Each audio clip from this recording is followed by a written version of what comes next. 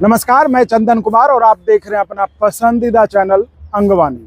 बिहार के तमाम 34,540 शिक्षकों के लिए ये बेहद खास वीडियो है। अब तक जो हमने आपको बताया वो तो सब अलग था, जो खबरें जैसे जैसे भी वो बताई, लेकिन इस वीडियो में हम आपको बता रहे हैं कि आपको किन बातों का ध्यान रखना है, क्योंकि जिस चीज़ का हमें डर था वैसी खबरें ही सुनने को मिल रही है कि लोगों में एक पैनिक टाइप का हो गया कि हमें इंटरवीनर बनना, हमें पिटिशनर बनना है इस केस में। लेकिन ध्यान रखिए, अगर आप पहले पिटिशनर नहीं बने, पहले इंटरवीनर नहीं बने, तो अब अभी तुरंत जाके बनने का भी आपको कोई फायदा नहीं होगा। लेकिन ये सारी बात जिसकी शुरुआत हुई वो ओझा जी ने जब कहा कि इसमें उन्हीं को फायदा मिलेगा, उन्होंने कहा कि ये हाईकोर्ट का आदेश है कि उनमें उन्हीं को फायदा मिलेगा जो या तो पिटिशनर हैं या इंटरवीनर हैं। तो इसके बाद तो अब ये हम लोग के जो दिमाग में आ रहा है कि कहीं ये बात इस चीज़ के लिए तो नहीं कहेगी कि इसके नाम पे फिर से जो है लोगों को पिटिशनर और इंटरवीनर बनाने के नाम पर जो लोगों से फिर जो है पैसा लेने का बिहार में एक फिर से एक दौर शुरू हो जाए। और लोग शिक्षक, चूँकि बहुत सारे शिक्षक तो रिटायर्ड हो चुके हैं और बहुत सारे शिक्षक रिटायरमेंट की दहलीज पे हैं, तो कहीं वो परेशान होकर कि हम नहीं होंगे, अगर नई पिटिशनर बनेंगे, नई इंटरवीनर बनेंगे तो हमारा हक नहीं मिलेगा, हमको ओपीएस नहीं मिलेगा। इस डर से कहीं वो अब तक तो जितना लुटा चुके हैं वो तो लुटा ही चुके हैं, लेकिन हम उनसे कहेंगे अभी आप घबराइए नहीं, ना ही हड़बड़ाइए आप, क्योंकि आपको हम हर जानकारी देंगे आपको क्या करना है। लेकिन एक चीज़ ध्यान रखिएगा, अभी कोई पैसा कहीं किसी को नहीं देना है, क्योंकि अभी कुछ भी नहीं होने वाला उसमें। बाकी रही बात कि इस बात को हम देख रहे हैं, बाकी सब बात ठीक है, लेकिन ये बात जो कही गई है कि पटना हाईकोर्ट ने अपने आदेश में ये कहा कि ये इस फैसले का असर जो है सिर्फ उन लोगों पर होगा जो इस केस में शामिल हैं। तो इस बात को हम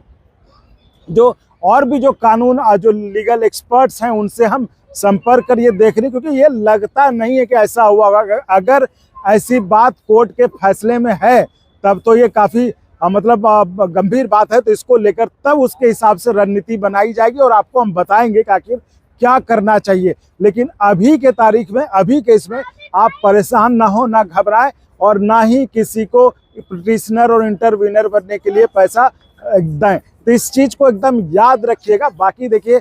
आप कोई बच्चे नहीं हैं, लेकिन चूंकि हमने सोचा जिस तरह से हमने इस मामले को उजागर किया, जिस तरह से इस मामले को आपके सामने लाया, और आप अब जिस तरह से परेशान हैं, जिस तरह से आप हमें फ़ोन करके पूछ रहे हैं कि इसमें क्या करना चाहिए, तो इसलिए हम अब हमारा भी फर्ज बनता है, चूँकि आप में इतने लोग हैं वो हमारे अभिभावक तुल्य हैं, पिता तुल्य हैं, तो वो जो उम्र में सब बड़े हैं, तो इसलिए उनके लिए हमारा भी फर्ज बनता है कि हम उनको ये चीज़ बताते रहें। तो मैं आपको साफ साफ आगाह कर दे रहा हूँ, ऐसे किसी भी प्रयास का हिस्सा ना बने, ऐसे किसी भी ट्रैप में ना फंसे कि आइए हम आपको पिटिशनर बना देते हैं, आपको हम इंटरवीनर बना देते हैं और उसके बदले पैसा। तो इसका अभी कोई फ़ायदा नहीं है, क्योंकि ये चीज़ बिल्कुल उसी समय निर्भर करता है। अगर हाईकोर्ट में सही में, जैसा कि ओझा जी ने कहा है कि हाईकोर्ट का फैसला ये है कि अगर जो इसमें पिटिशनर या इंटरवीनर है तो उसी को फ़ायदा मिलेगा, तो ये चीज़ थोड़ा सा लोगों को मतलब गले नहीं उतर रही थी। इस चीज़ को हम थोड़ा देख रहे हैं, इस चीज़ पे जैसे क्लियर हो जाएगा उसके हिसाब से फिर उसके बाद जो लीगल एक्सपर्ट, जो कानूनविद हैं, जो कहेंगे उसके हिसाब से आपको हम रास्ता बताएंगे कि इसमें आगे क्या करना है। बाकी देखिए, हमने कहा था कि लिस्ट आप पब्लिक कर दीजिए, लेकिन लिस्ट अभी तक जो है पब्लिक नहीं हुई है। ये बड़ा समझ से परे है कि आखिर उनको लिस्ट के बारे में, लिस्ट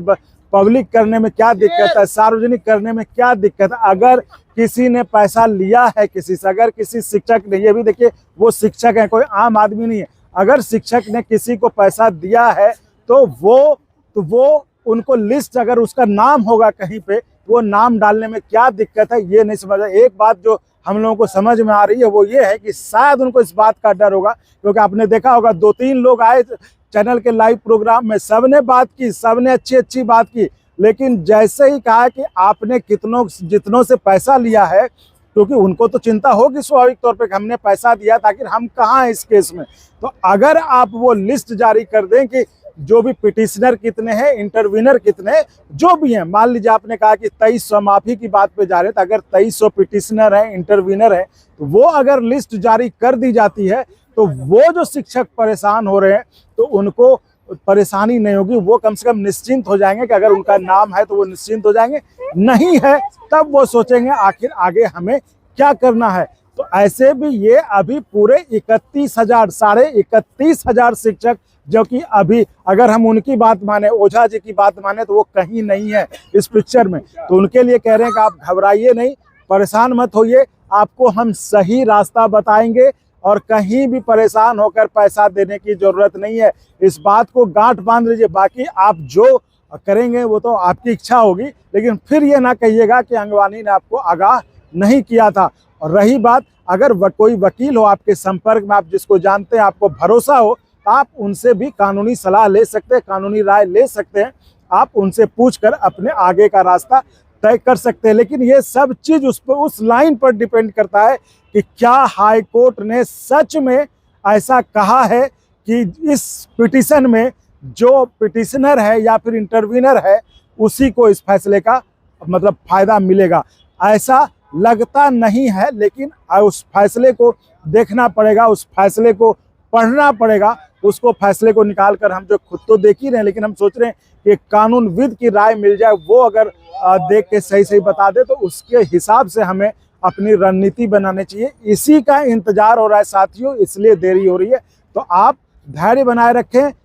हड़बड़ाहट में पैसा किसी को ना दें, हड़बड़ाहट में कुछ भी इस तरह के प्रयास का हिस्सा ना बने। बाकी देखिए, अभी कोई ऐसा नहीं कल फैसला आने वाला है, और ऐसा नहीं कभी पैसा दे दीजिएगा कल आपको ओपीएस मिलने लगेगा। इसलिए धैर्य रखिए और कहीं मत दीजिए। आपको हर वक्त जब भी इसमें जो भी नया अपडेट होगा, क्या करना चाहिए वो आपको बताएंगे, क्योंकि अंगवानी ने भी इस बात को अब ठान लिया है कि अगर हमने इस मुद्दे को उठाया है, अगर हमने शिक्षकों को जगाया है, तो शिक्षकों को हम जब तक उनको न्याय न मिल जाए, जब तक उनका हक न मिल जाए, उनको हम बताते रहेंगे, उनको रास्ता बताते रहेंगे आखिर करना क्या है। तो इसलिए आप लोग आराम से रहिए, चैन से रहिए, ऐसे किसी ट्रैप में ना फंसिए जहां कोई पैसा मांग रहा हो वहां पैसा देना हो। तो साथियों, इस वीडियो में फिलहाल इतना ही। आप ऐसे ही चैनल को लाइक, शेयर, सब्सक्राइब करते रहिए और संभव हो तो ज्वाइन भी करिएगा, जिससे हमें आपके लिए और गुणवत्तापूर्ण कंटेंट के निर्माण में मदद मिले। बहुत बहुत धन्यवाद।